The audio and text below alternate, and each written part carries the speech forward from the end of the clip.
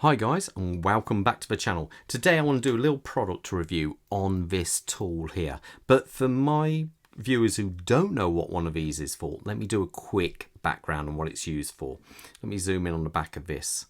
Now, as you can see, most watches, when you can see the back of them, have these nice rubies in there, or jewels as they're called. Now, they basically act as a running surface for the axle or the pivot of these wheels. Now, they also have a little ingress there, a little kind of beveled edge, and that's allowed for the oil to stay in there. Now, over time, these can wear, and if they wear too much, then you end up with too much side shake. So the wheel going through will you'll be able to move like this. That's not good, obviously. They can also crack.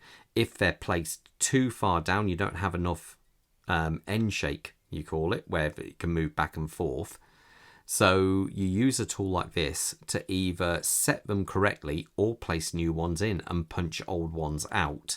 Now, this one here, this is a copy of the Horrier tool.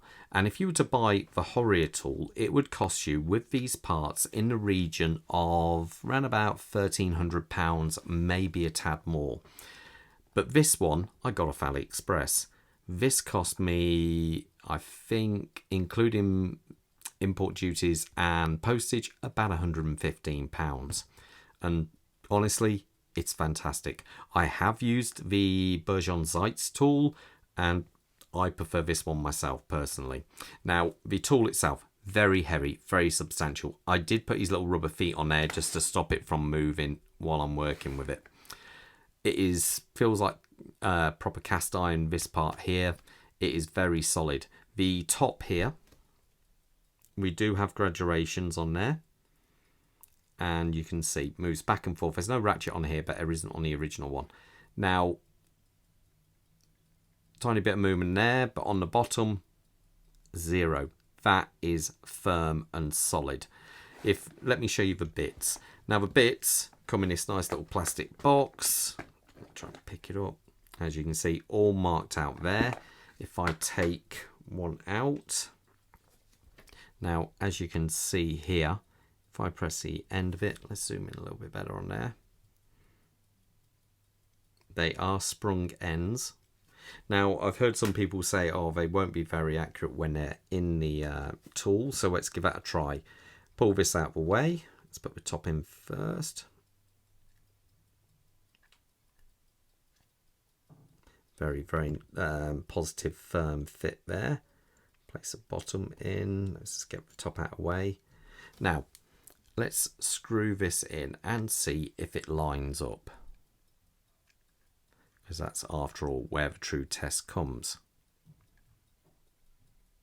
And there you go. Absolutely spot on. Really, really, honestly, for the money, you cannot go wrong with this tool. I think it is absolutely superb. So, as I say, for those who don't know, you would basically use that to line up the jewel, because that would go in the center. And then you can gently press it down. Using the graduations, you can either, if you've got a jewel already in there, you need to press out, you can actually slowly bring the tool down to it. And as it bites, so as it just presses down, you can register which one it's on. So 60. So when you get the new one and you go to press it in, you can also use that graduation to know where you should be roughly. And obviously you can have very fine. I think it's 0.2 of a mil each one. So it is actually really, really nice. For the money, I really cannot fault it. So anyway, there you go. Just a short little quick review of my jeweling tool. All the best, guys. Stay safe. Bye.